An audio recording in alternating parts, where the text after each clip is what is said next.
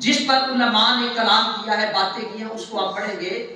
حضرت خواجہ نظام الدین اولیاء محبوب الہی، آپ مرید ہیں حضرت بابا فرید گنج شکر کے، اور آپ پیر ہیں حضرت خواجہ امیر خسرو کے۔ آپ فرماتے ہیں کہ نبی پاک صلی اللہ علیہ وسلم کا جو معجزہ معراج ہے، فرماتے ہیں کہ اس کے 3 درجے ہیں۔ پہلا درجہ وہ مسجد حرام سے مسجد اقصی تک،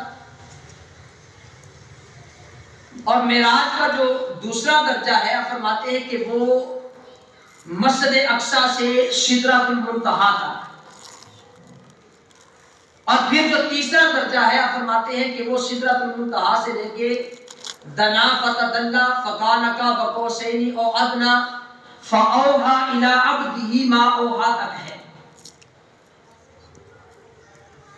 اور آپ فرماتے ہیں کہ جس طرح نبی پاک صلی اللہ علیہ وسلم کے معراج کے 3 درجے ہیں،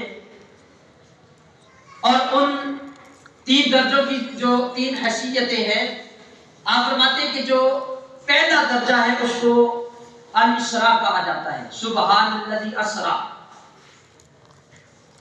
اور جو دوسرا درجہ ہے اس سفر کے حصے کو معراج کہا جاتا ہے، یعنی بلندی پر چڑھنا۔ اوری جبی حدیث پاک کے لفظ ہے کہ حضور فرماتے ہیں کہ ایک نورانی سیڑھی کے ذریعے مجھے آسمانوں کی طرف بلند کیا، اور پھر حضرت خواجہ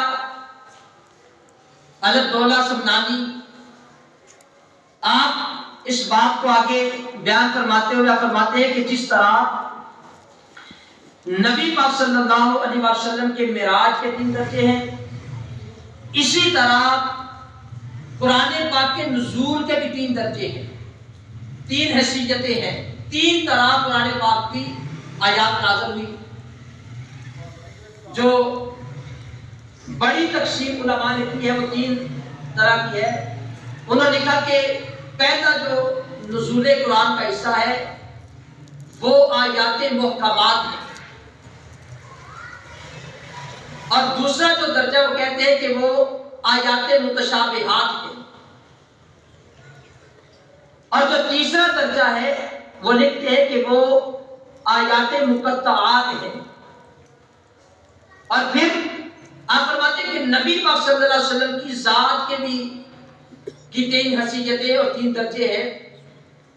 وہ کہتے ہیں کہ ایک نبی پاک صلی اللہ علیہ وسلم کی جو ذات کی حیثیت انہوں نے لکھی ہے کہ وہ ہے بشریت،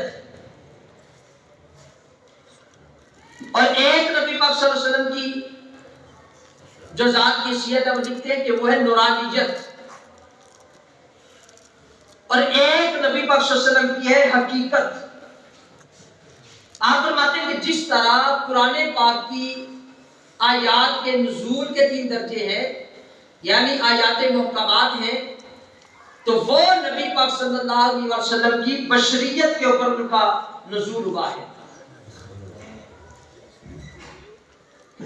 اور جو نورانیت ہے اس پر آیات مقطعات کا نزول ہوا ہے۔ اور پھر انہوں نے آگے اس کی تقسیم کی ہے، بتایا ہے کہ آیات محکمات، آیات متشابہات اور آیات مقطعات۔ آپ فرماتے ہیں کہ عقیدہ کس پر بنتا ہے، یعنی ساری قرآن کی آیات ہیں، لیکن جس پر بندہ عقیدہ بناتا ہے، عقیدے کی بنیاد ہوتی ہے، فرماتے ہیں کہ وہ ہے آیات محکمات، جس کا نزول نبی پاک صلی اللہ علیہ وسلم کی بشریت پر ہوا ہے۔ اور آیات محکمات قرآن کی وہ آیات ہیں کہ جن کا معنی بھی واضح ہے اور اس کی مراد بھی واضح ہے،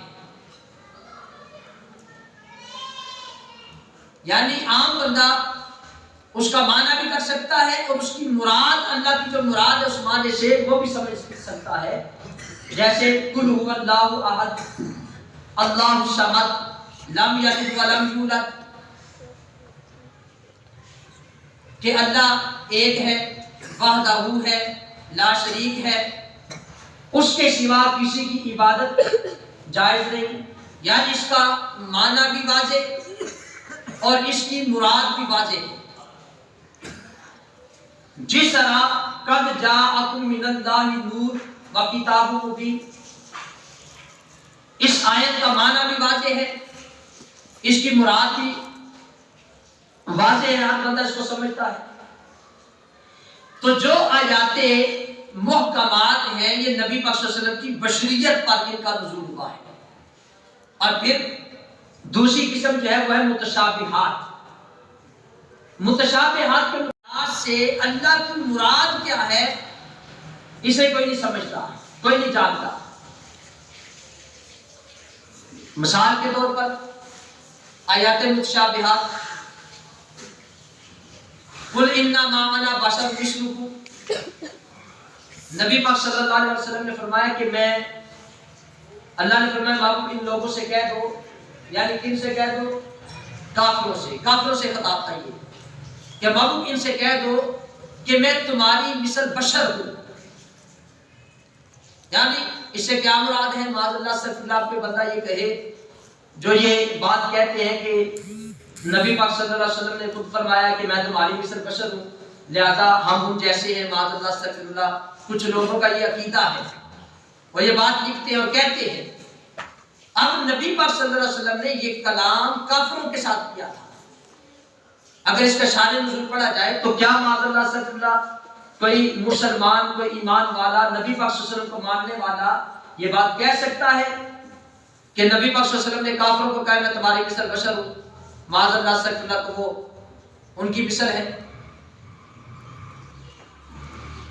تو اس کا معنی تو ہم کر لیتے ہیں لیکن اس کی مراد کیا ہے یہ کوئی نہیں جانتا. اور پھر اللہ رب العزت قرآن پاک میں فرماتا ہے ید اللہ فوق ایدیہم، اللہ کا ہاتھ. اب کوئی بندہ یہ کہہ سکتا ہے کہ اللہ کا ہاتھ ہے. اگر کوئی یہ ثابت کرے کہ اللہ کا ہاتھ ہے تو اس کے لیے وہ بازو کو بھی ثابت کرے گا. اگر کوئی بازو ثابت کرتا ہے تو کندھا بھی پھر ثابت کرنا پڑے گا. اگر کندھے کو ثابت کرتا ہے تو سارا جسم پھر ماننا پڑے گا.